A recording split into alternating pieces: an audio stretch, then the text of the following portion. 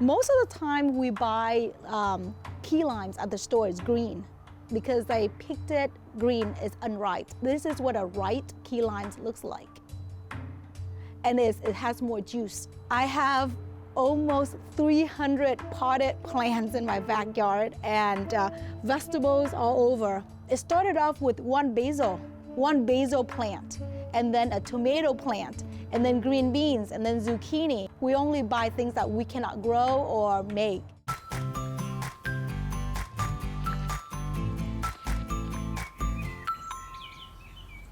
My name is Pho Pham. My husband's name is T. Lee. We bought this house in 2012. It was grass, very basic. A couple years later, my husband experienced some gout in his big toe. We realized that we have to eat better. And then we realized that we need to start our own garden. So we converted a grass backyard into a deck. And then I saved money. It took me 4 years of saving to pave my whole backyard. Every single time the forecast say it's gonna freeze, it takes me 3 to 4 days to move all my plants inside the garage. My husband helps, my kids help, everybody jumped in and moved every single thing before the freeze comes. Adding all the citrus together, that's about like 100 trees. When I pick a harvest, like 1 year before the big freeze,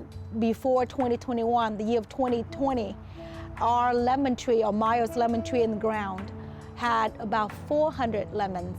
I ended up giving them to friends and family. We preserved them. This is kumquat that I picked from one of our trees. I preserved it in, this is from salt, sea salt, and rock sugar. So what I do with it is I mix it in tea and just drink it. Dansy tangerine is a little bit more sour, more tart, and it has seeds inside. So Satsuma is a different variety. It's a different citrus. It's Satsuma is easier to peel. It's sweeter. It's seedless. And then I have mandarin. So we have Ponca mandarin. We have Kishu mandarin.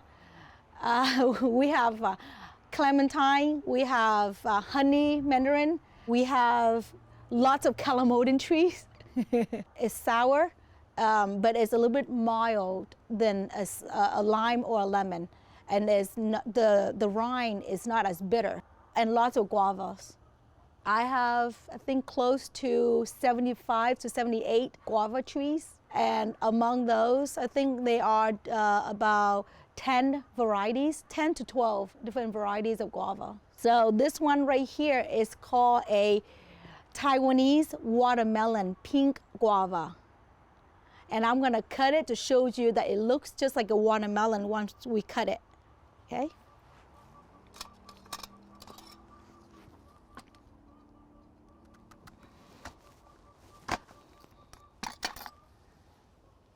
It tastes like a fresh picked pears. It's crunchy. The texture is like a Granny Smith, but then it's sweet like a fresh picked pears. Here comes the star fruit that we grow. It's overripe because it's been sitting there for a while. I have a golden star. I have a Kerry. I have a Feng Dong. They do have many varieties of different kinds, a sour kind and a sweet kind. This is a sweet kind. This is a flowering peach. It does give fruit, but it doesn't taste very good. So I grow this mainly for decoration around Lunar New Year, Vietnamese New Year or Chinese New Year. It's really important to have flowers in your house, and peach flowers is one of the highly decorated flowers in the house. Most people buy a branch and they bring it inside the house to decorate. I thought it's best to buy a whole tree and plant it yourself. I can bring this whole pot inside and decorate, and it flowers again next year.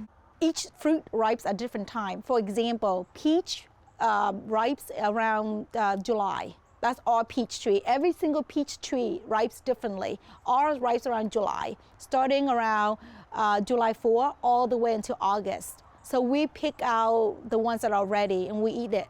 Pears doesn't ripen until October. Fig is around June, July. They're all different. Citrus, they ready around fall. So starting in September. After I pick all the fruits, I let the tree rest for at least 2 weeks. And then I prune everything back. And then not just that, if it needed, I will repot it too, which means I take out all the old soil and replace it with new soil. The ones in pots are fertilized twice a year, in the fall and in the springtime. It needs more than just adding granulated fertilizer. That just gives it a boost. So in 1 week, I would add a handful of worm casting. 1 week, I would give it fish fertilizer, which we make our own. We go fishing and we cast nets, we get those fish, and then we make our own fish fertilizer. Another thing is I'm big about composting. My kitchen scraps, vegetable peels, fruits, things that can break down, biodegradable items. We make a bin of that, and after several months, depends on what it is, it breaks down, and we mix that with a worm casting and we feed our plants with it. The key to not having so much disease and pests is your roots. In the springtime, that's a trellis for my bitter melon. And on this side right here, you see all that trellis. That's for cucumber. That's my Hoya pots right there for hanging. They attract bees and butterflies. This is a black cobra pepper. It's spicy. You don't want to bite into it. In Vietnamese, we don't cook pepper in dishes like how you cook curry or you stir fry, you don't. You use this in sauce. So you make chili paste with it, you make chili flakes with it, and you sprinkle over your food like pad thai. Every year, I sprout and grow about 200 pepper plants. The plant, that vine plant that you see that's running down, that looks almost like an ivy, that's a jelly leaf plant. So when you crush up the leaves in warm water and squeeze out the juice and let it sit in room temperature, that juice, that water coagulate and it turns into jello. It tastes like fresh rainwater, and it has that fiber that the kids need. My brother, Hung Pham, he came down here during COVID, and he built this for me. This is a Vietnamese coriander. In Vietnamese, it's called rau ram. We eat this with chicken. This is the project that we've been doing for 2 years, and I'm really excited to show you what we do.